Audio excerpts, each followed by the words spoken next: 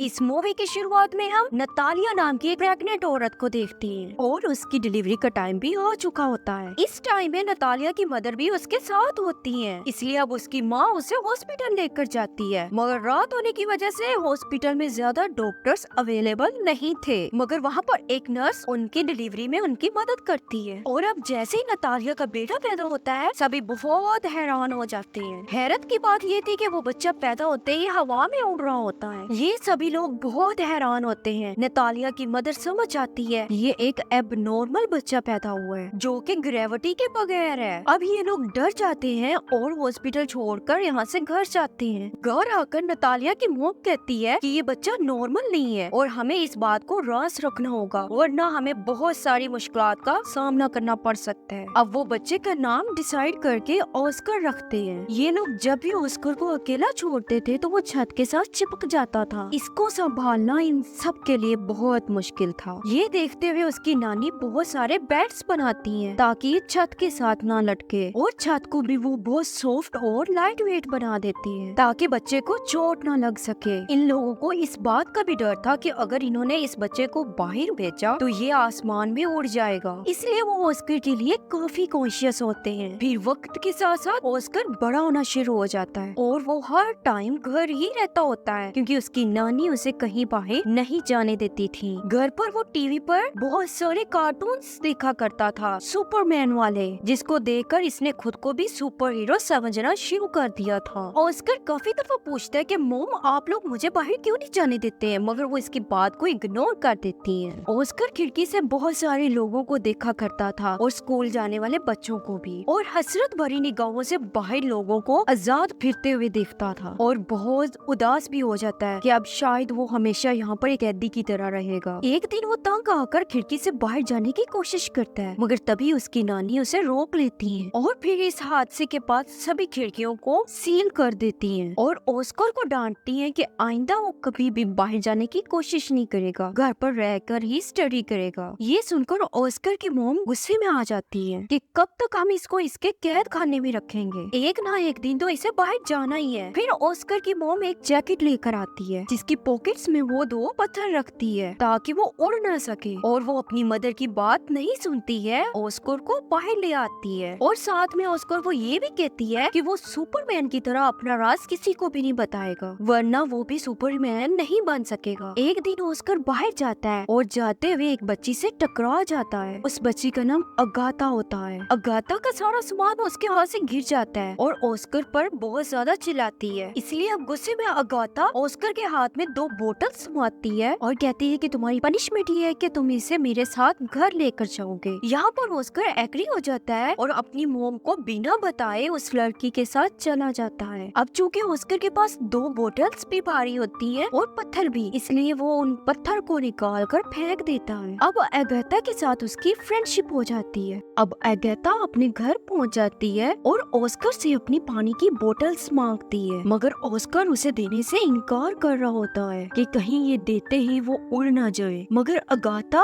Oscar से वो दोनों बोतल्स छीन लेती है। जैसे ही वो ऑस्कर से बोतल्स लेती है, ऑस्कर हवा में उड़ जाता है, मगर वो जगह बंद होने की वजह से इसलिए ज्यादा ऊंचा नहीं उड़ पाता है। ये सब देखकर अगाथा बहुत हैरान हो जाती है। ऑस्कर उससे मदद मांगता है। अगाथा जल्दी से अंदर से अपना एक पिंक कलर का पत्थरों से भरा हुआ बैग उठा के लाती है और उनका ये प्लान अच्छा साबित होता है। ऑस्कर नीचे आ जाता है। ऑस्कर अगाथा से प्रॉमिस लेता है कि वो इस बात को सीक्रेट रखेगी, जिसके लिए अगाथा भी मान जाती है। अब ऑस्कर उसी पिंक कलर के बैग के साथ घर वापस आता है और अपनी मॉम को अगाथा के बारे में बताता है। उसकी माँ कहती है कि कहीं तुमने इस राज के बारे में उसे तो नहीं बता दिया, मगर यहाँ पर ऑस्कर झूठ बोलता है। फिर कई दिन तक अगाथा और ऑस्कर मिलते रहते थे, मगर अब जैसे ही उसकी माँ को इसके बारे में पता चलता है कि अगाथा को इस राज का पता है, उसके बाद से उसकी माँ इसे मिलने से भी मना कर देती है। जबकि अगाथा काफी दफा ऑस्कर से मिलने के लिए उसके घर पर आती थी, जबकि नतालिया उसे दरवाजे से वापस भेज देती थी। और ये सब कुछ इर्द गिर्द के लोग महसूस कर रहे होते हैं कि शायद ऑस्कर की नानी और मदर उस पर जुल्म करती हैं, इसीलिए वो उसको घर से बाहर ज्यादा नहीं आने देती हैं। इसलिए वो इस बारे में पुलिस को बता देते हैं। अगले दिन पुलिस उनके घर आती है और इन लोगों को वार्न करती है कि कल से ऑस्कर को स्कूल भेजें। इसलिए अब मजबूरन इन्हें ऑस्कर को स्कूल भेजना ही पड़ा। इसलिए अब ऑस्कर की माँ उसके साथ स्कूल जाती है, मगर उन्हें इस बात का अंदाजा हो जाता है कि ऑस्कर एक नॉर्मल लाइफ नहीं गुजार सकता है, इसलिए वो इस शहर से बहुत दूर जाने का फैसला करते हैं। फिर वो अपना घर छोड़कर एक बहुत सुनसान जगह पर रहना शुरू कर देते हैं। काफी साल गुजर चुके होते हैं और ऑस्कर भी जवान हो चुका होता है। उसकी मदर काफी ओल्ड हो जाती है और उसकी नानी की डेथ हो जाती है। ऑस्कर के पास अभी भी वो पिंक कलर का बैग होता है जो अगाथा ने उसे दिया था और वो हर वक्त उस बैग को अपने गले से लगा कर रखता था। उसकी लाइफ अब भी वैसे ही सीक्रेट भरी चल रही होती है। ऑस्कर और उसकी माँ एक दूसरे का बहुत ख्याल रखते होते हैं। ऑस्कर यहाँ पर इस राज को छुपाते हुए वो बहुत तंग आ चुका होता है। फिर वो सोचता है कि अगर पूरी दुनिया को इस बारे में पता चल जाए तो सब लोग उसे सुपरमैन समझेंगे और उस पर बहुत सारे लोग किताबें भी लिखेंगे। लेकिन उसकी मदर उसे समझाती है कि ऐसा कुछ नहीं होगा। इसलिए एक दिन अब वो अपनी मदर को बताए बगैर घर से बाहर निकलता है और एक मैजिक शो में जाता है जहाँ लोग अपना टैलेंट दिखाने के लिए आए होते हैं। वहाँ जाकर अपना टैलेंट दिखाता है। उसी रात वो शो बहुत हिट हो जाता है। उसकी माँ भी ये शो देख लेती है। अब काफी लोग ऑस्कर को टीवी पर देख चुके होते हैं, इसलिए वो बहुत ज्यादा फेमस हो जाता है। अगले दिन वो डेविड नाम के एक आदमी से मिलता है। असल में वो आदमी कंटेंट एजेंट होता है। वो ऑस्कर को कहता है कि मैं तुम्हारे लिए बड़े बड़े शो करवा के तुम्हें फेमस करवा सकता हूँ। वो ऑस्कर को एक बहुत बड़ा घर देता है, साथ में एक कॉन्ट्रैक्ट पर सिग्नेचर भी करवाता है। ऑस्कर भी ये सब कुछ खुशी खुशी कर देता है क्योंकि वो फेमस होना चाहता था। अब ये दोनों बहुत बड़े बड़े शो परफॉर्म करते हैं और ऑस्कर एक बहुत बड़ा आदमी बन जाता है। फिर ऑस्कर को नाम दिया जाता है द मैन विदाउट ग्रेविटी। इन लोगों ने अपने काम के जरिए बहुत पैसे कमा लिए होते हैं। फिर एक दिन ऑस्कर को रियलाइज होता है कि जो सपना उसने अपने बचपन में देखा था सुपर हीरो बनने का, वो तो अभी भी पूरा नहीं हुआ है, बल्कि वो तो एक कठपुतली बन चुका है जिसे लोग अपनी इंजॉयमेंट के लिए इस्तेमाल करते हैं। फिर आहिस्ता आहिस्ता उसे ये सब कुछ नापसंद होना शुरू हो जाता है और फिर एक आखिरी शो होता है जिसमें इसे एंजल का कॉस्ट्यूम पहनाया जाता है, जो कि इसे बहुत बुरा लगता है। वो कहता है कि मैं कोई एंजल नहीं हूँ। उसे बहुत ज्यादा गुस्सा आता है और शो में ही सबको बुरा भला कहना शुरू कर देता है। फिर वो अपनी मदर को कहता है कि मैं ये सब कुछ छोड़ने का फैसला कर चुका हूँ। वो एजेंट से जाके कहता है कि मैं अब मजीद ये काम नहीं कर सकता हूँ। एजेंट उसे काफी समझाने की कोशिश करता है। ऑस्कर उसे कहता है कि दुनिया भर में ये खबर फैला दो कि the man in the gravity मर चुका है या फिर हवा में कहीं उड़ गया है। फिर वो अपनी माँ को भी गुड बाय कह देता है क्योंकि वो एक अलहदा जिंदगी गुजारना चाहता था। और फिर अगले दिन न्यूज में भी आ जाता है कि मैन इन द ग्रेविटी मर चुका है। ऑस्कर की माँ अब अकेले रहना शुरू कर देती है और काफी ज्यादा विजिटर उनके पास आकर ऑस्कर के बारे में पूछते रहते थे, लेकिन वो कुछ भी उन लोगों को नहीं बताती हैं। और इसी तरह काफी साल गुजरने के बाद ऑस्कर की मदर की भी डेथ हो जाती है, मगर ऑस्कर अभी भी जिंदा होता है और एक अलग तरीके से अपनी लाइफ गुजार रहा होता है। उसने काफी बड़ी दाढ़ी रख ली थी और व्हील चेयर पर रहता था और एक होटल में रिसेप्शनिस्ट की जॉब करने लगा था। फिर एक दिन उसकी दोस्त अगाथा उसे मिलती है, जो कि ऑस्कर को उस पिंक बैग की वजह से पहचान जाती है, जो आज भी ऑस्कर के पास था और बचपन में अगाथा ने उसे दिया था। वो दोनों एक दूसरे से मिलकर काफी खुश होते हैं। ऑस्कर कई दफा अगाथा के सामने अपने दिल की बात शेयर करता है, मगर अगाथा उसकी बातों को इग्नोर कर देती है क्योंकि अब वो काफी बदल चुकी होती है। फिर वक्त गुजरने के साथ साथ वो एक दूसरे को अंडरस्टैंड कर लेते हैं और इनकी शादी हो जाती है और फिर उसी घर में रहना शुरू कर देते हैं जहाँ पर बचपन में वो रहा करते थे।